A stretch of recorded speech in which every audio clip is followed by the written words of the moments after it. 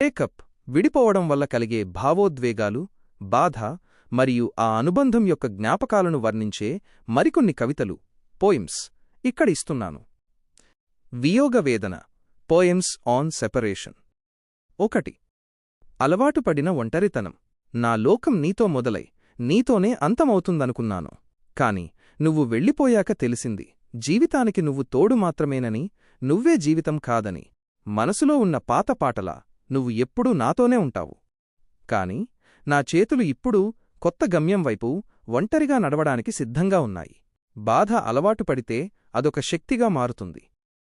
నేనిప్పుడు ఆ శక్తిని నేర్చుకుంటున్నాను. 2. సగం కథ. మన ప్రేమ ఒక అందమైన సగం కథ.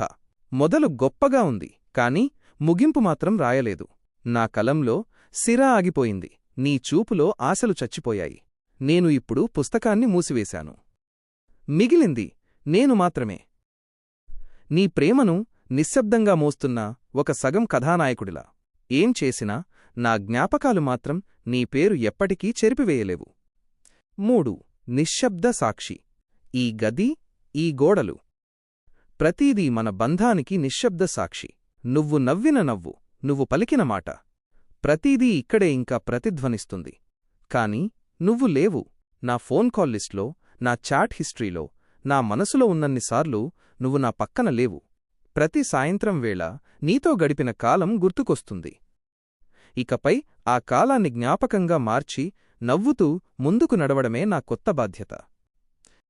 ఈ కవితలు మీ భావాలకు కొంత ఓదార్పును ఇస్తాయని ఆశిస్తున్నాను.